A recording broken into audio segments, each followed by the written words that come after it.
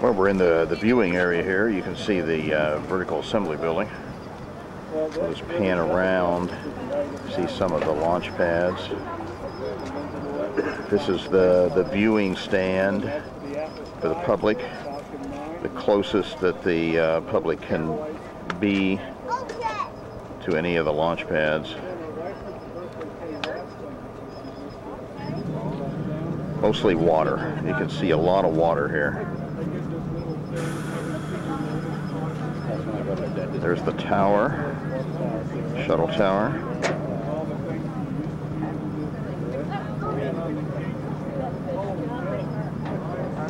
Some private launch pads and the buildings. The new SpaceX program. The one to the right. This is pad 39B. This is being transitioned for the new space system. Those blinking lights are lightning arresters.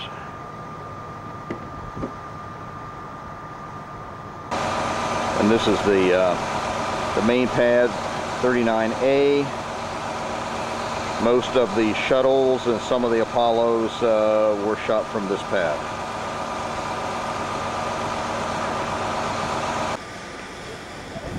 This is 39A.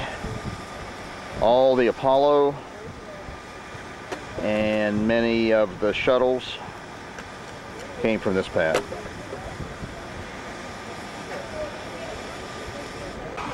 This is 39B. Was used for shuttles and it's being transitioned now for the new space system.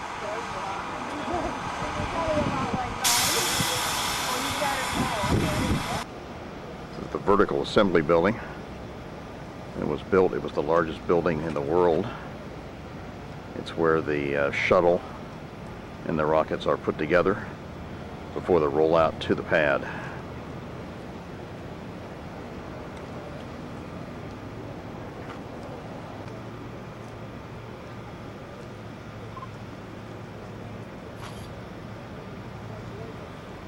This is a vertical assembly building.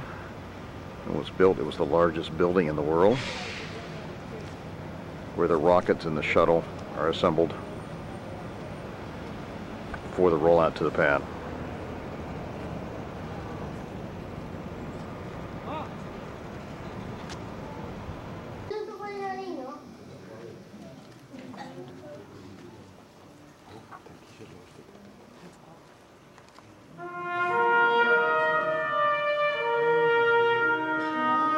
When I was a kid, I used to dream about flying through space. Every week on TV, I'd watch my heroes as they jumped into their rocket ships and took to the stars. And I wanted to be like them. They had courage, imagination, and no problem ever stood in their way for long. You know, in the end, when we actually did send men into space, it turned out that those were exactly the qualities it took. I'm John Hudson. This is pad 39 of the Kennedy Space Center. I was a launch controller here when from this very spot, man took off to fly to the moon. It was a journey that began 12 years before that rocket ever left the ground. And it started on the other side of the world. Back then, we were one of two superpowers that always seemed to be on the edge of a terrible war. In 1957, the Soviet Union launched the first ever man-made satellite into Earth orbit. They called it Sputnik, which means traveling companion.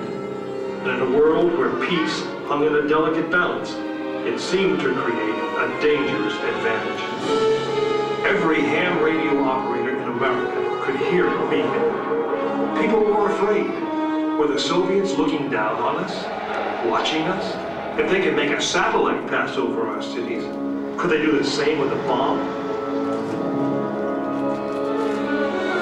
Our own space program kicked into high gear, and less than 2 months later, we were ready to launch our own satellite.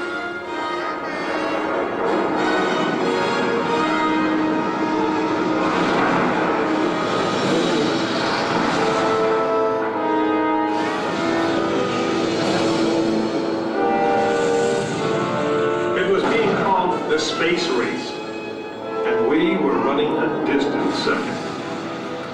In 1961, we fell even further behind. Soviet cosmonaut Yuri Gagarin became the first man into space, circling the world in just 89 minutes. We had our own astronauts, and they were eager and ready to take the big ride. But our manned space program couldn't seem to get off the ground. We stuck with it, and on May 5th, 1961, things finally started going right. Astronaut Alan Shepard took his ship Freedom 7 6.5 miles into space. America had its first space hero. Just a few days later, our space program received a new challenge. But this one did not come from the Soviet Union. It came from our young president. In one inspiring moment, he changed the mission from one based in fear of the present to one of hope for the future. But why, some say, the moon? Why choose this as our goal? And they may well ask, why climb the highest mountain? Why, 35 years ago, fly the Atlantic? Why does Rice play Texas? We choose to go to the moon. We choose to go to the moon.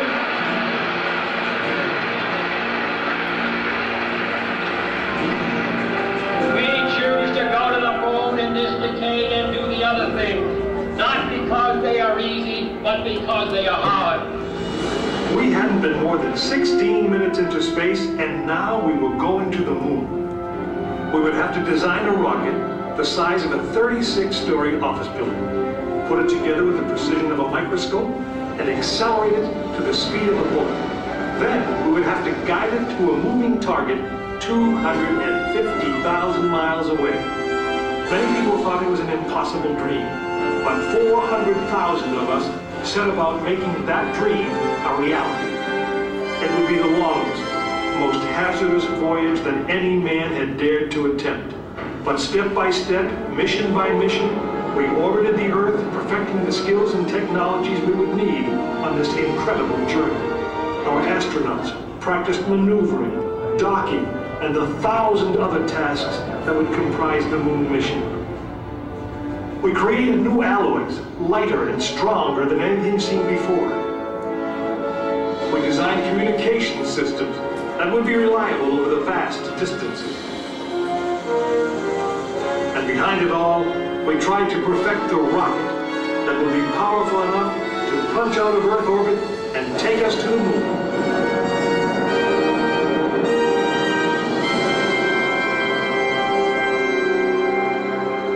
One day, however, the dream of flying to the moon almost slipped away. It was January 27th, 1967. Astronauts Virgil Gus Grissom, Edward White, and Roger Chaffee were on board Apollo 1 for a plugs-up test, a full-scale dress rehearsal for the actual launch. Suddenly it happened. There was a fire in the capsule. 3 men whose lives had been in our hands were lost. Surely the opening vistas of space promise high costs and hardships, as well as high reward. But this country of the United States was not built by those who waited and rested and wished to look behind them.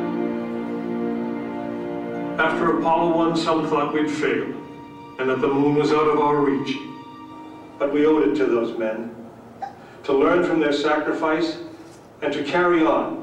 We started taking the Apollo vehicle apart, piece by piece. Was the design flawed? Had safety been compromised? Tough questions. And we spent 1.5 years redesigning the spacecraft so that no astronaut's life would ever be at risk because we overlooked something, or because we could have done something better. A moon rocket is 91% high explosive, and it goes into the most unforgiving, hazardous environment there is. We could never make it risk-free, and the men who flew them knew that. We didn't send men into space again until Apollo 7 orbited the Earth, testing some of the new designs. When everything worked perfectly, the decision was made. The next mission would travel to the moon. It was mankind's destiny to leave the shores of our planet behind and strike out across the vast ocean of space. In the great span of our history, now was the time that we could. Now was the time that we would.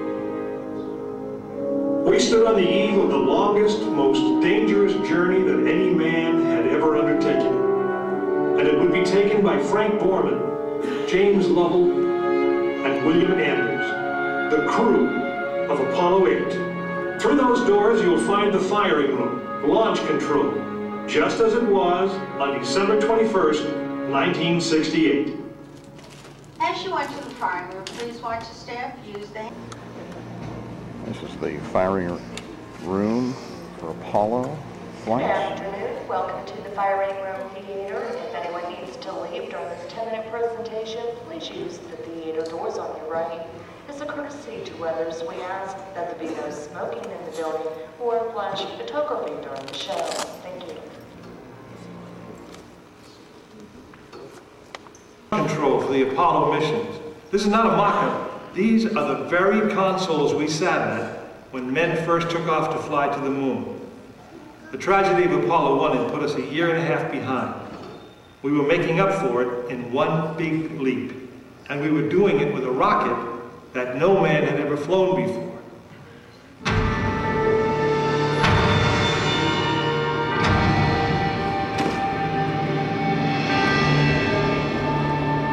It was a few days before Christmas 1968 when Apollo 8 sat on the pad. She was the first of a new kind, a moon rocket. This was the Phoenix, risen from the ashes of Apollo 1. The first Apollo crew did not die in vain. This was to be their testament.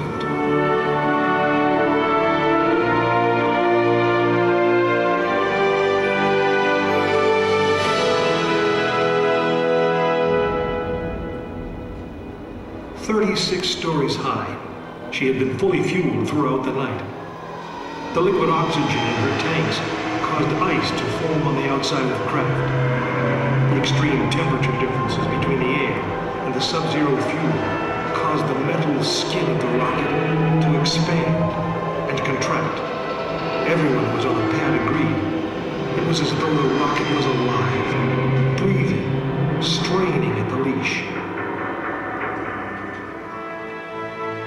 Earlier in the morning, astronauts Frank Borman, Jim Lovell, and Bill Anders had made their final preparations before taking that long ride out to the waiting spacecraft. The minimum safe distance from Saturn V at liftoff was 3 miles. The reason was simple.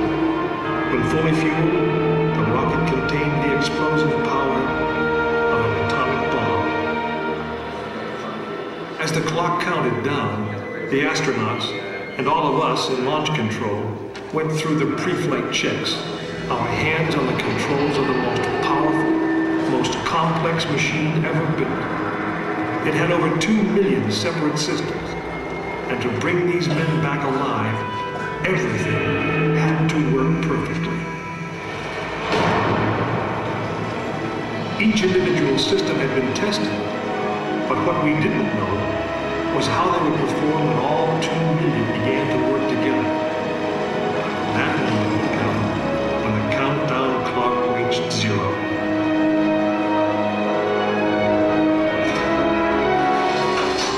If a maneuvering thruster failed, if communications broke down, if navigation was off by 1 degree, if any piece of the miles of wiring, circuits, relays, or valves was defective, Frank Borman, Jim Lovell, and Bill Anders would pay with their lives. As they sat, waiting for launch on that chill December morning, these 3 astronauts were back to what they had always been, test pilots.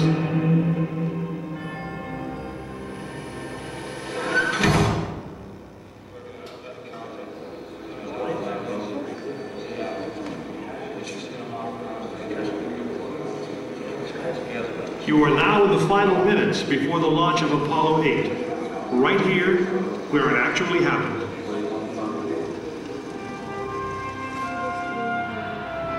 Mankind is about to leave his planet behind and journey to another.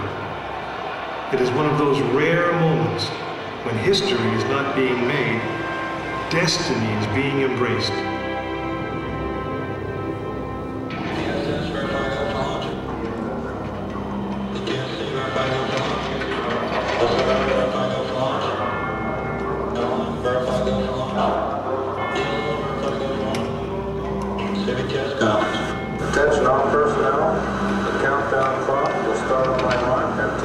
3 minutes. 3, 2, 1, mark.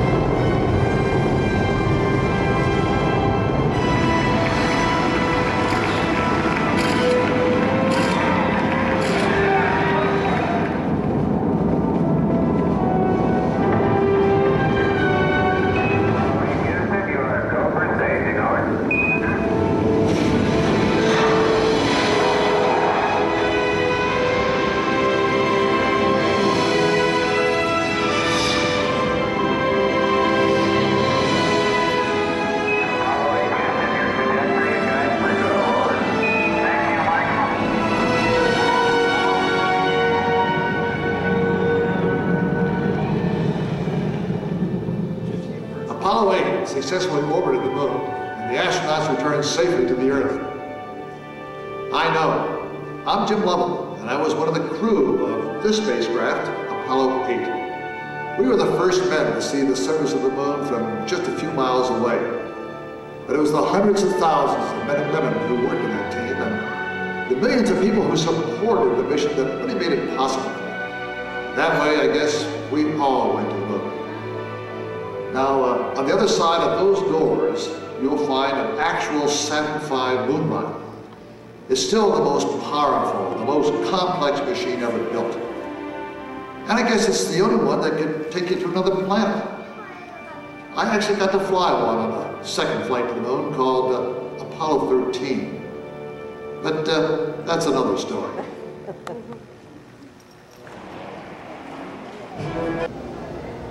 Now this is the Saturn V talking about in the video. The largest machine ever made by man. 3-stage rocket. Got us to the moon. See the stage 1 connected to stage 2. All these stages were non-recoverable.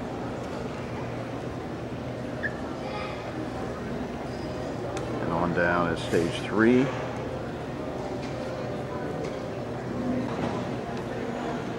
And this is the 3rd stage.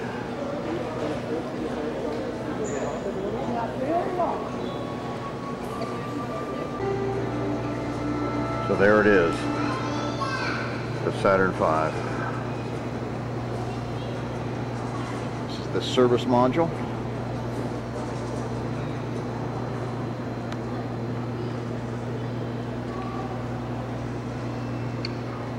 Nose cone. Than in the creation of the International Space Station, a worldwide collaborative effort that is turning our planet into a true global neighborhood. The International Space Station represents a future that lies before you, right here, right now. This is Kennedy Space Center's Space Station Processing Facility, where every piece of the International Space Station launched by the United States will undergo final preparations for the journey into Earth orbit. Like Columbus preparing to set sail for a new world, we now stand on the brink of a bold new era of exploration and discovery.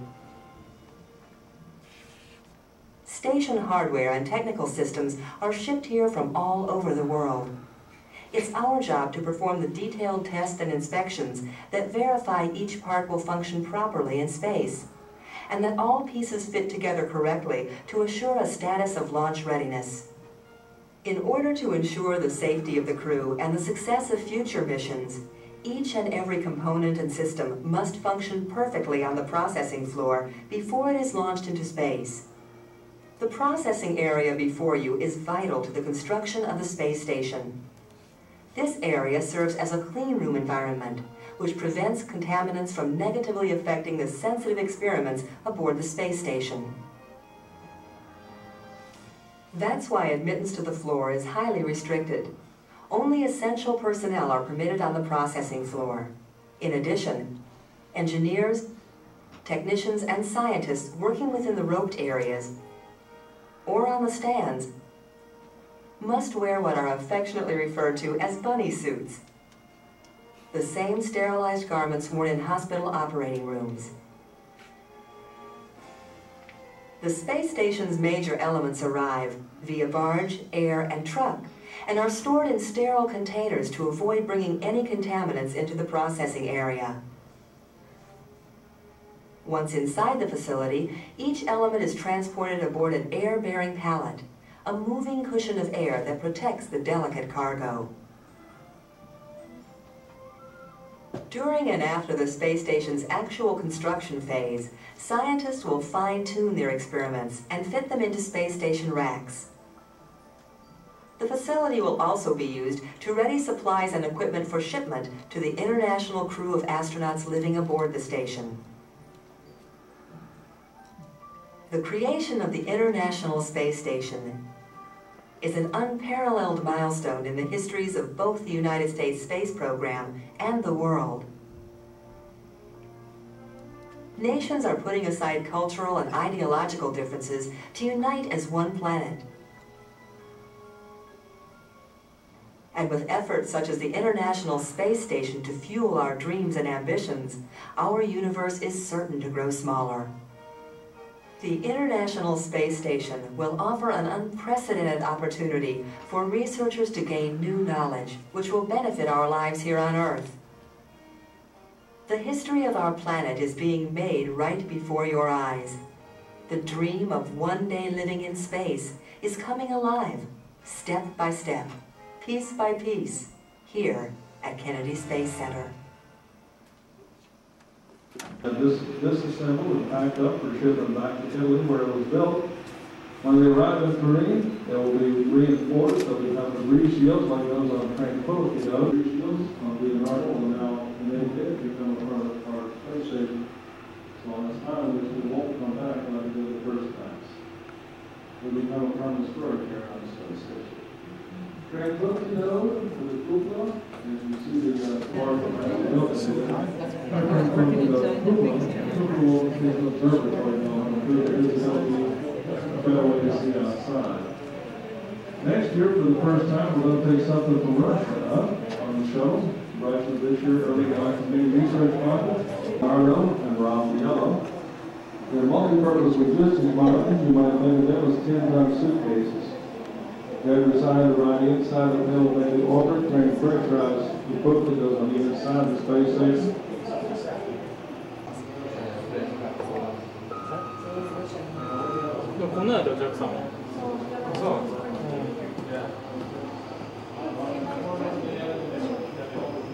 Another day working on the space station.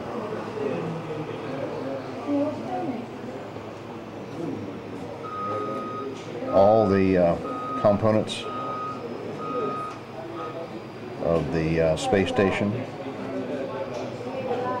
lifted by the U.S. shuttle come through this room.